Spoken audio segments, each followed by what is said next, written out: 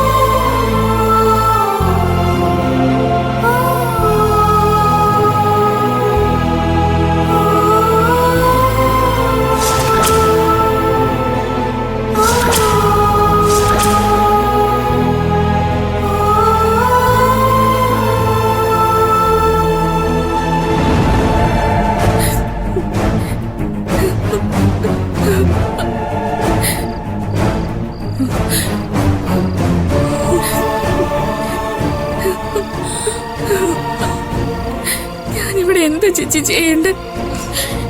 ഈ ഒരു കാരണത്തിന്റെ പേരിൽ ഞാനൊന്ന് ഉറങ്ങിയിട്ട് തന്നെ എത്ര നാളായെന്നറിയോ?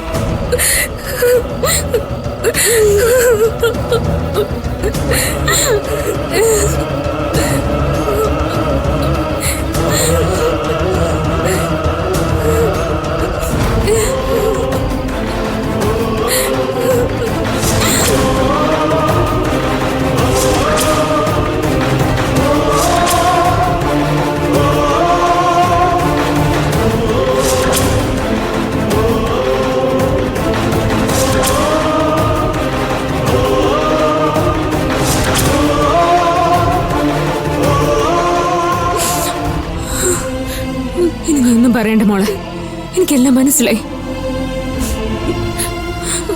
അപ്പൊ അമ്പാലിക എന്റെ കരുതി കുട്ടിയുള്ള പുറപ്പാടായിരുന്നു അല്ലേ ഇത്? ഇതെങ്ങനെ കൈകാര്യം ചെയ്യണോന്ന് എനിക്കറിയാം. ചേച്ചി, ഇതിന്റെ പേരില് എന്നെ ആരും വെറുക്കരുത്. എന്തിനാ? നീ ഇവിടെ ഒരു തെറ്റും ചെയ്തിട്ടില്ല. ഇതുപോലൊരു നല്ല മനസ്സുള്ളത് കൊണ്ടാ എന്നോട് നീ എല്ലാം തുറന്നു പറഞ്ഞത്.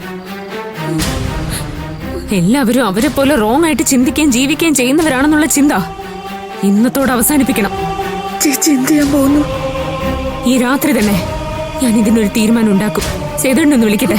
അയ്യോ ചേച്ചി, വേണ്ട, വിട് ഭാമേ. വേണ്ട ചേച്ചി, വിട്. ഒന്നും വേണ്ട ചേച്ചി, ചേച്ചി വേണ്ട.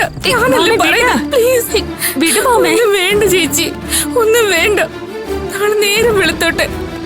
ഇങ്ങോട്ട് നോക്ക്, ചേച്ചിയല്ലേ പറയുന്നത് എടുത്തു ചാടി ഒന്നും ചെയ്യരുതെന്ന്. അതുകൊണ്ട് ചേച്ചി തന്നെ ബുദ്ധിപൂർവ്വം ഇതിനൊരു പരിഹാരം ഉണ്ടാക്കണം.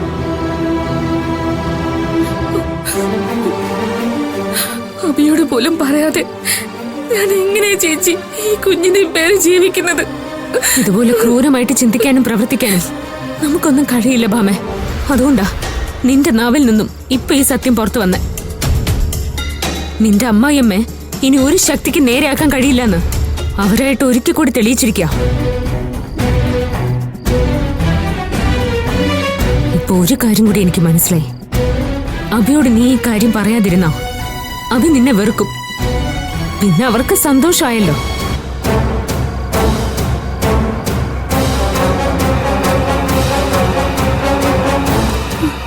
ചേച്ചി, എന്തായാലും ഈ വിവരം തൽക്കാലം നമ്മൾ രണ്ടാളും മാത്രം അറിഞ്ഞാൽ മതി.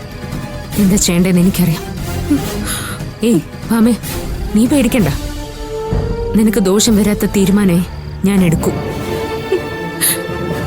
ഒരു പിഞ്ചു കുഞ്ഞിന്റെ ജീവൻ വെച്ചാ അവരിപ്പം നിന്നോട് വിലപേശുന്നത്. അതൊരിക്കലും വെറുതെ വിടാൻ പാടില്ല. എനിക്കൊരു കുഞ്ഞിനെ തരണമെന്ന് ദൈവം തീരുമാനിച്ചിട്ടുണ്ടെങ്കിൽ അതാരെ കൊണ്ടും തടയാൻ പറ്റില്ല. ആ ഒരു വിശ്വാസം എനിക്കുണ്ട്. എനിക്കറിയോ, ഞാനും സൂര്യയും ഞങ്ങളുടെ കുഞ്ഞും കൂടെയുള്ള സന്തോഷ നിമിഷ സ്വപ്നം കണ്ടിരിക്കുമ്പോഴാ നിന്റെ കണ്ണുനീര് എന്നെ ഉണർത്തിയത്. ആ സ്വപ്നം സത്യമാണെങ്കിൽ ദൈവം എനിക്കൊരു കുഞ്ഞിനെ തരും. അത് ഏത് മാർഗത്തിലൂടെ ആയാലും എനിക്ക് തരും. നോക്ക്, ഈ ചേച്ചിക്കിപ്പോ നിന്നോട് സ്നേഹം കൂടിയിട്ടേ ഉള്ളൂ. എന്റെ മനസ്സിൽ നിനക്കുള്ള സ്ഥാനം വലുതായിട്ടേ ഉള്ളൂ.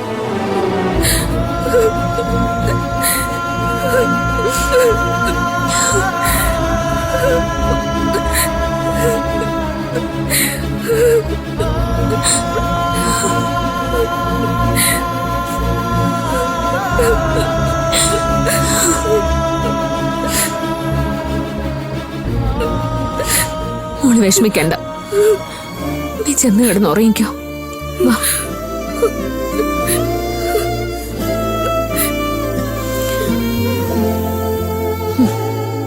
ചെല്ല്.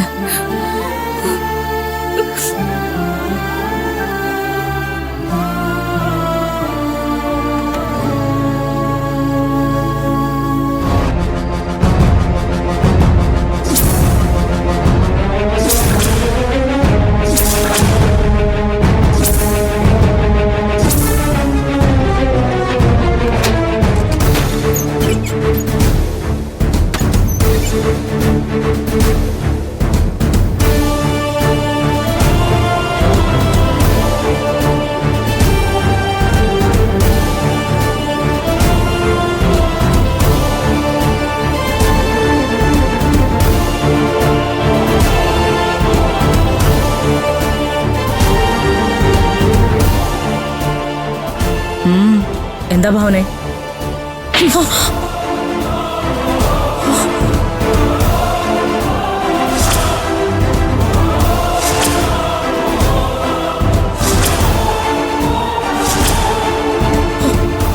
ഞാൻ എന്താ നിങ്ങളോട് പറഞ്ഞിട്ട് പോയെന്ന് നിങ്ങൾക്ക് ഓർമ്മയുണ്ടോ?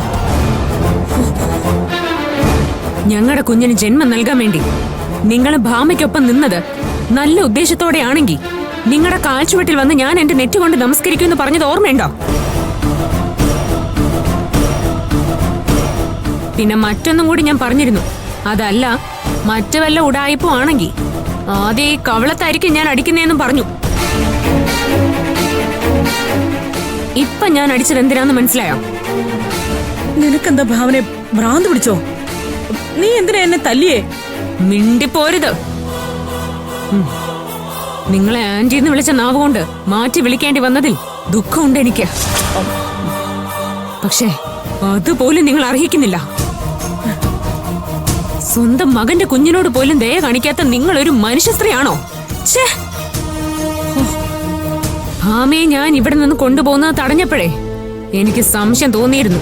പക്ഷെ ഇത്രത്തോളം ഒന്നും ഞാനും ചിന്തിച്ചില്ല. നിങ്ങൾ എന്താ കരുതിയേ? ഭാമ എന്നോട് സത്യം ഒരിക്കലും പറയില്ലാന്നോ? ഭാവനെ, നീ എന്നെ വെറുതെ തെറ്റിദ്ധരിച്ചിരിക്കുന്നതാ. ഭാമ അങ്ങനെ ഒരു ആഗ്രഹം പറഞ്ഞപ്പോ ഞാൻ അവൾക്കൊപ്പം നിന്നേ ഉള്ളൂ. വേണ്ട, ഇനി വീണടുത്ത് കിടന്ന് ഉരുളണ്ട. അപ്പൊ സത്യം പറഞ്ഞ ഭാമയുടെ മോളെ പിന്നെ അവളെ കാണിക്കില്ല നിങ്ങൾ പറഞ്ഞില്ലേ? പറഞ്ഞു. അങ്ങനെ പറഞ്ഞ ഭാമ നിന്നോട് പറയില്ല എന്ന് കരുതി. അങ്ങനെയാണെങ്കിൽ ഇപ്പൊ എന്നോട് ഭാമ പറഞ്ഞല്ലോ. നിങ്ങൾ ഇനി മോളെ എന്താ ചെയ്യാൻ പോകുന്നേന്ന് ഞാനൊന്ന് നോക്കട്ടെ.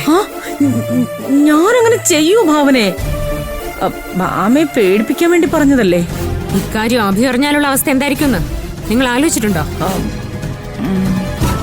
ഒരല്പം പോലും മനുഷ്യത്വം ഇല്ലാത്ത നിങ്ങളുടെ അടുത്തേക്കാണല്ലോ ഈശ്വര എന്റെ 2 സഹോദരങ്ങളും വന്നു പെട്ടത്. ഇനി പറ, ഈ നാടകത്തിന് പിന്നില് നിങ്ങളുടെ ഉദ്ദേശം എന്തായിരുന്നു? അയ്യോ, ഒരു ഉദ്ദേശവും ഇല്ല ഭാവനെ. നിന്നെ സഹായിക്കണോന്ന് തന്നെയായിരുന്നു. അല്ലാതെ ഞാൻ എന്തെങ്കിലും ഭാമയോട് പറഞ്ഞിട്ടുണ്ടോന്നും നീ ഒന്ന് ചോദിച്ചു നോക്ക്.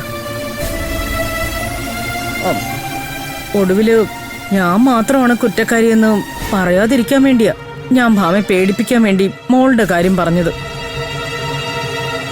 അല്ല, ഭാമ ഇത്രയും സത്യസന്ധയായിരുന്നെങ്കിൽ അവൾ എന്തിനാ ഇതിന് കൂട്ടുനിന്നത്?